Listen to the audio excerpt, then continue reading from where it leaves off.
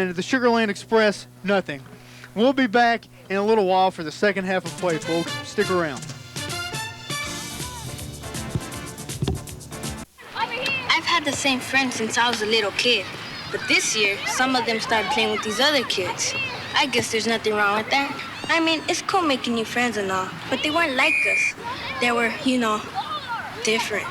And I heard my big brother saying some pretty bad stuff about people like them. But they seemed pretty cool, and we had a pretty good time. So, well, maybe my brother doesn't know everything. Hey, Carlos, come on, we need you. Don't be afraid. Be your friend.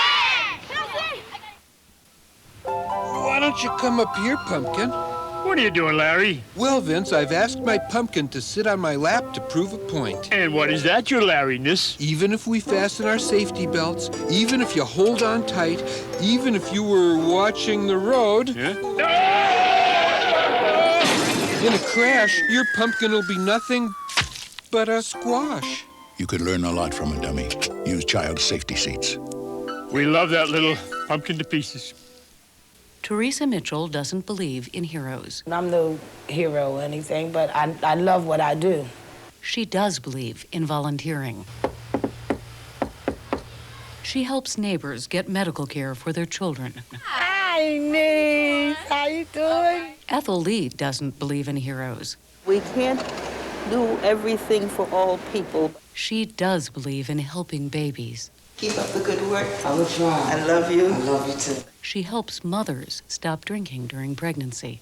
We present this little plaque to you, so when you look upon your wall, you can think about us all the time, right? If you don't believe in heroes, remember, The more we work together. You don't have to believe in heroes to be one.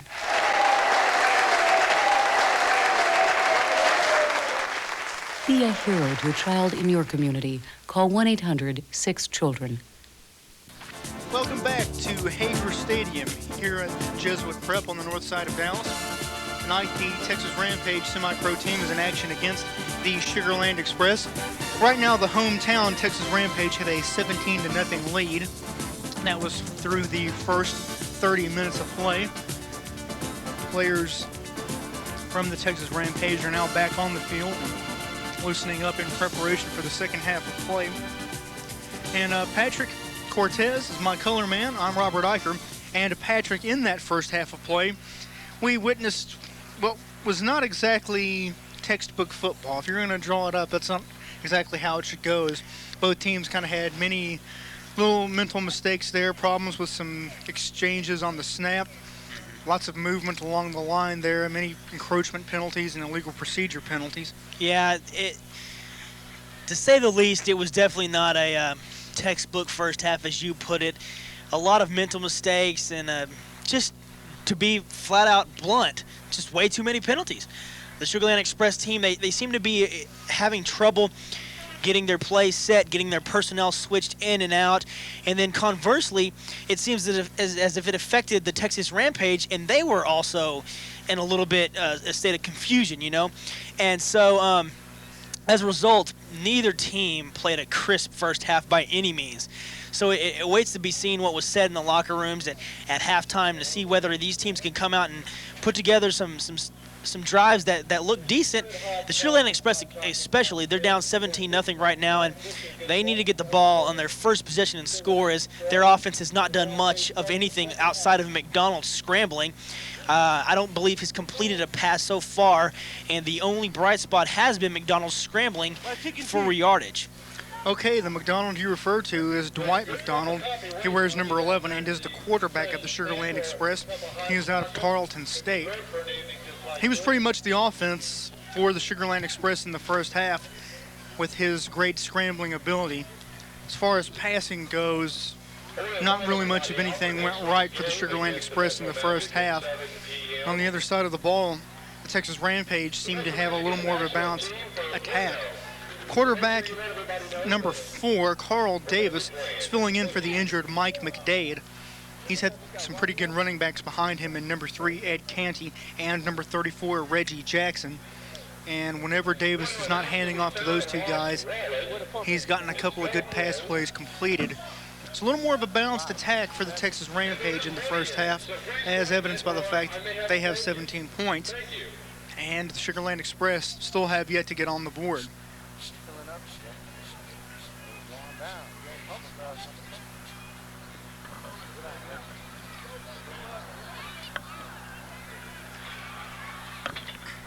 It appears as though the Texas Rampage are ready to go. The officials trying to get things set. And the Rampage are going to receive here in this second half, and the Rampage can put this game out of reach early by scoring a touchdown here on this opening possession of the second half. If Carl Davis comes out and leads this team to a quick touchdown, then I think that may be all she wrote for the Sugarland Express, as unless they do something dramatic on offense and they look a little bit more sharp, it's going to be a tough, long second half for the Express.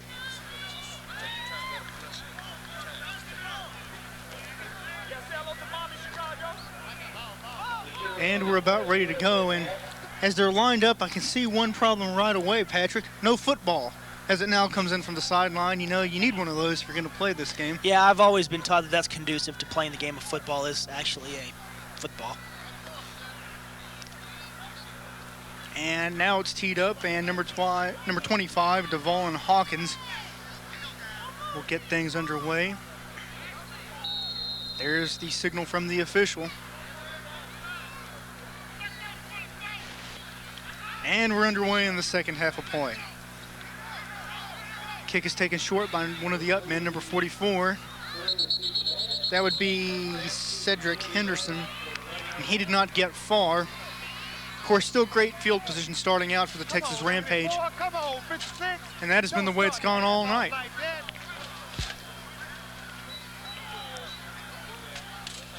You know, it's 17-0, and you know, as we mentioned earlier in the cable cast here, it could be a lot more than that for the Texas Rampage, as there have been a couple of opportunities where they have gotten the ball deep, deep in Express territory and failed to cash in.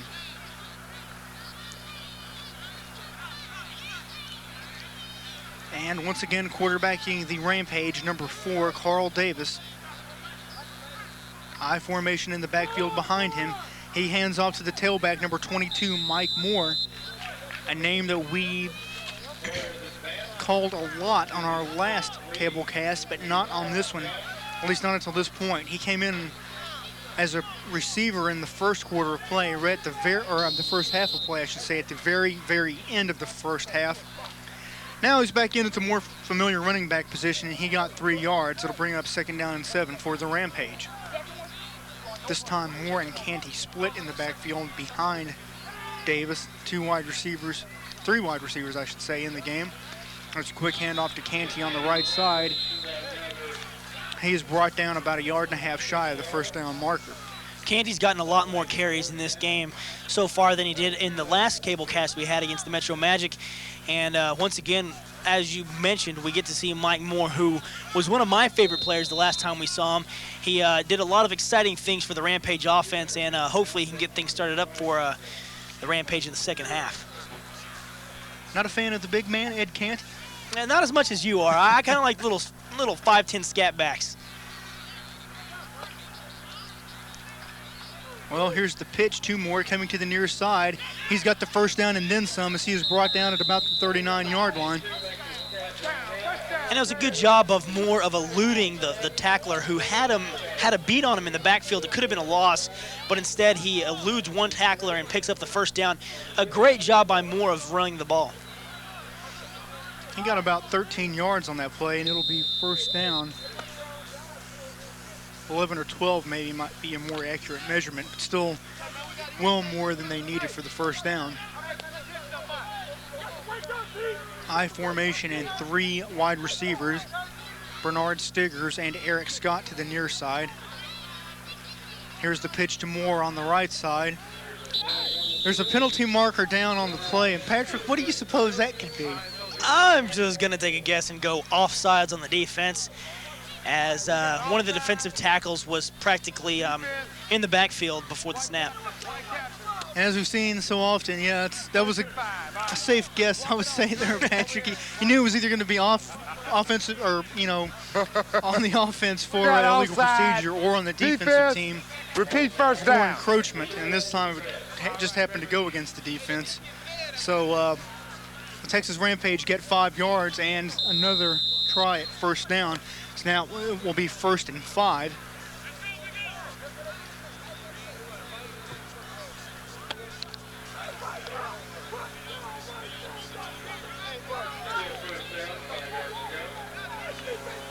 Stiggers and Scott come to the near side again. I formation once again behind Davis. Now Stiggers goes in motion. Here's the toss again coming to the near side. 2 more. He is swarmed at about the 30-yard line. He will be very close to first down yardage. I think they will mark him just shy. It'll be 2nd down and probably inches. So the Texas Rampage have gone back to the old smash mouth football, and they've done a good job so far of running inside the tackles, as the Express are going to have to take a timeout. And the Texas Rampage are doing a great job of running the ball. They're mixing it up with Ed Canty and Mike Moore, and they're not always necessarily running to one side. They're doing a good job of going over the right tackle and over the left tackle and running some counters. So good play calling over there on the Texas Rampage sidelines. And this half starting off in a similar fashion to the first half, in that the Sugarland Express are burning a timeout early. Matter of fact, we were barely halfway through the first quarter of play before the Express had burned all 3 of its first half timeouts. That is definitely not the way you want to run a football team. They have had some problems with personnel getting them in and out of the field of play, problems with formation and things of that nature. Here again, there was some confusion on the defensive side of the ball for the Sugarland Express. Now they are set and are getting ready to go back to action. 2 wide receivers come to the near side. 1 right wide receiver split to the top of your picture. Split backs behind Davis in the backfield. Quick slant coming in to number 1, Bernard Stiggers, who was not able to hold on. And once again, Robert, a little extracurricular activity over there with Stiggers in the defensive back. But it was a great job by the Express defensive back to make sure Stiggers was not able to catch that ball. The ball thrown a little bit outside and in front of Stiggers. Still should have made the catch, but a tough ball indeed to pull down. That was number 5, Johnny Hobley, the defensive back. He and Stiggers got kind of tangled up. Hobley's out of Dallas Madison, and Stiggers is from Hillcrest High, so those two probably know each other from high school days. There's a toss going to Moore on the right side. Has room to run, but is driven back just shy of the 26-yard line. But it still is enough for first down yardage as the sticks are moving for the Texas Rampage.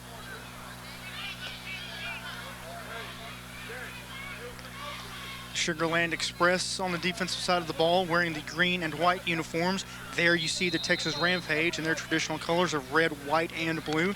Nice Texas logo there on their shoulders.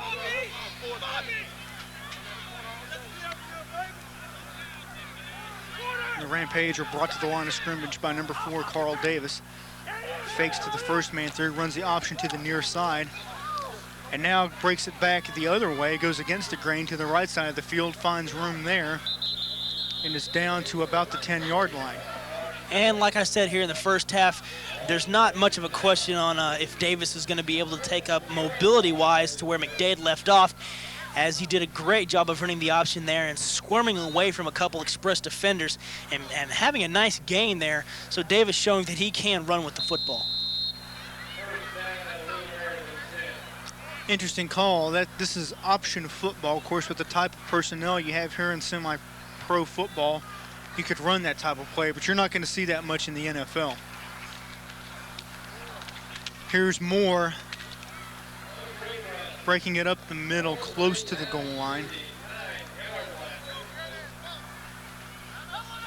We'll have to wait for the official spot.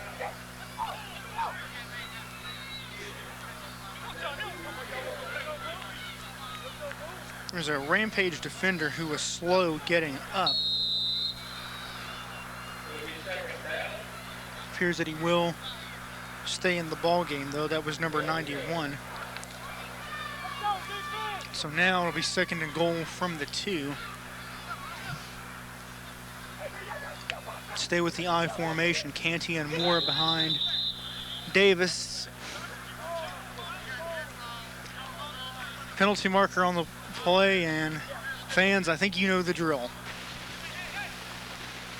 So now they will be looking at 2nd and goal from the 7-yard line as the tackle, number 74, John Simons, pulled out a little bit early. They got him from the United States Marine Corps. As Canty takes the handoff and has nowhere to run. I have a feeling they don't teach you to miss the snap count in the Marine Corps there, Patrick. What do you think? They don't teach you to miss too many things when you're in the Marine Corps. Right now, he'd probably be off on the side doing push-ups somewhere.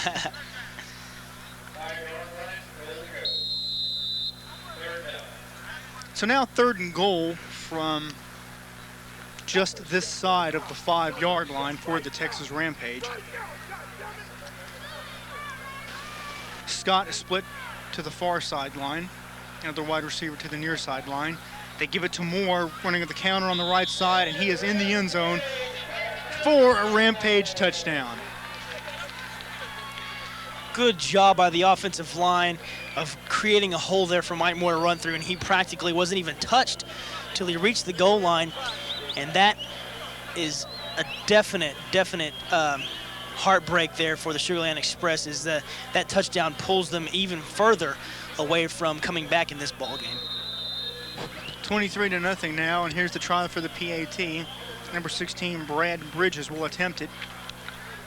It is blocked at the line and dribbles away. So the score remains the Texas Rampage 23 and the Sugarland Express nothing. 8 minutes, 26 seconds left in the 3rd quarter of play. And all throughout the broadcast, I've been kind of mentioning about how the Express need to score. This is a definite must-score situation. Granted, there still is 8.5 minutes left in the 3rd quarter of play, so there's plenty of time to play over 23 minutes of football. But when you're down 23-0, and in the first half you haven't been able to do much on offense against the Texas Rampage team that is very good defensively, you got to score now, because you figure that when the Rampage get the ball again, they're going to be moving it and have a chance to score yet another touchdown.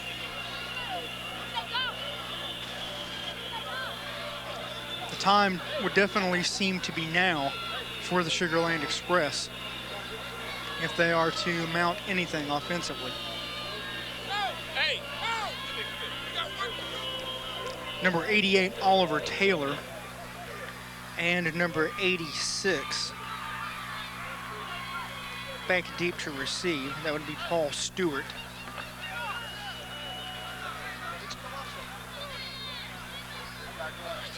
Ball is teed up for Texas Rampage, and we're awaiting the kickoff.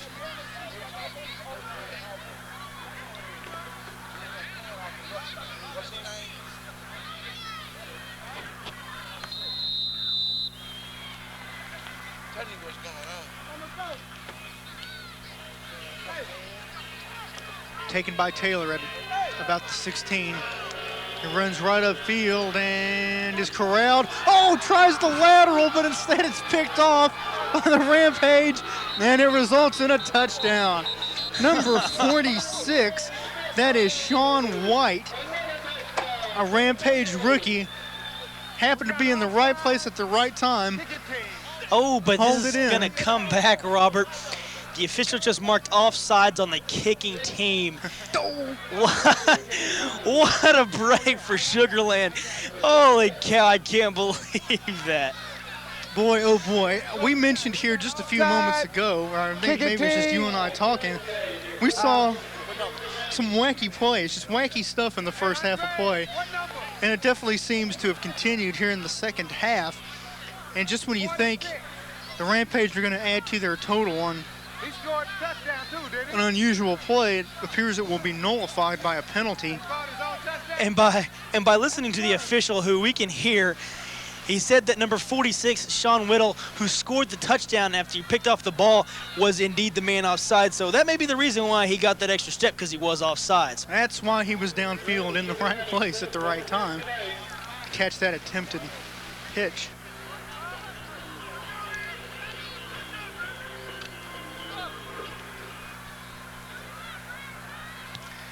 So now we'll kick it again from 5 yards further back.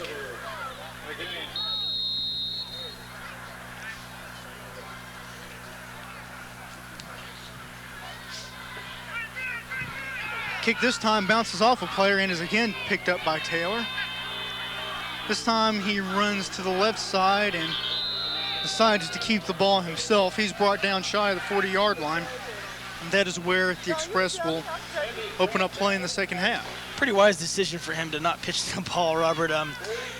But like I said earlier, Sugarland needs to score right now with just over 8 minutes remaining in the game. Third quarter. They need to score on this possession.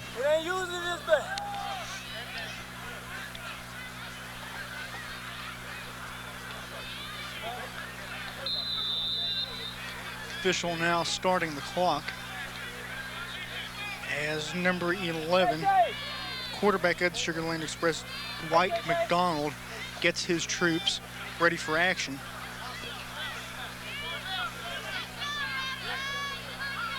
Two wide receivers set, I formation in the backfield behind McDonald. Pitch comes to the near side to number 31. He is whacked and the ball comes loose, recovered by the Rampage at about the 33-yard line. Well, Isaac Barnett just did an incredible job there defensively for the Texas Rampage.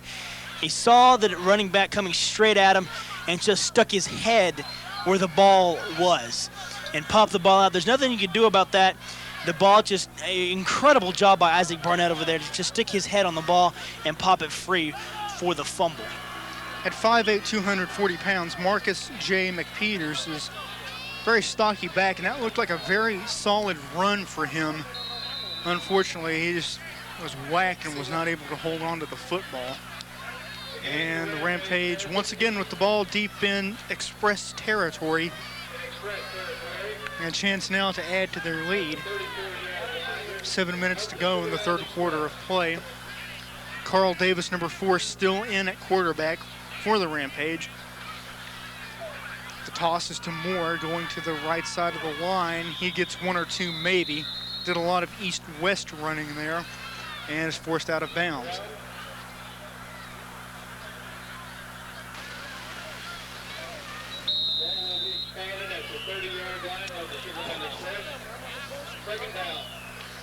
It'll be second down, and we'll call it 6. Long 6 or 7 for the Texas Rampage. Davis now checks the play with his coach and brings it into the huddle.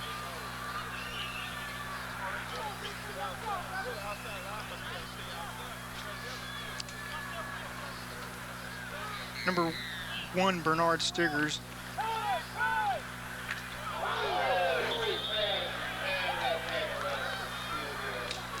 That was a quick pass, and I don't know if you could hear the public address announcer on our microphone, but no, that hit did not feel good. Stiggers did a good job of holding onto the ball, though, because last time the ball was let out there like that, and he almost made the catch, but he may have heard footsteps and got popped and dropped it, but this time he did a good job of holding on for the reception. So it will be third down, and only about 2 now needed for the first down. Scott and Stiggers split to the wide side. Number 88, Guidry, split to the near side. They run the ball this time.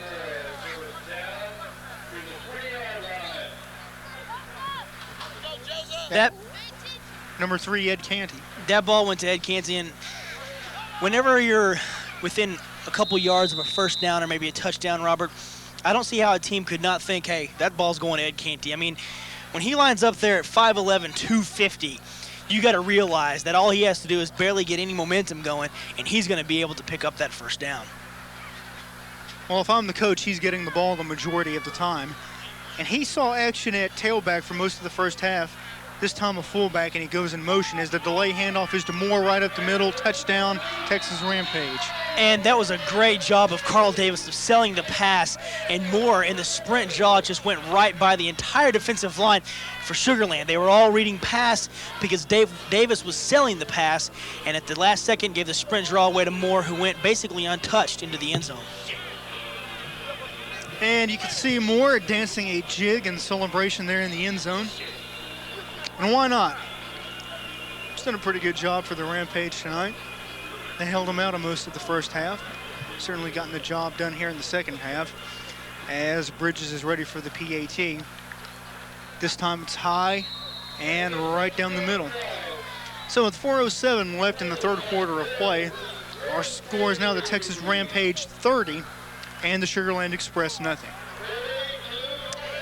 And with about 19 minutes of football left in this game, Robert, I pretty much have to say it's close to being over, if not over. I mean, the Rampage pretty much have to go through the motions now as the Express are not able to do anything on offense.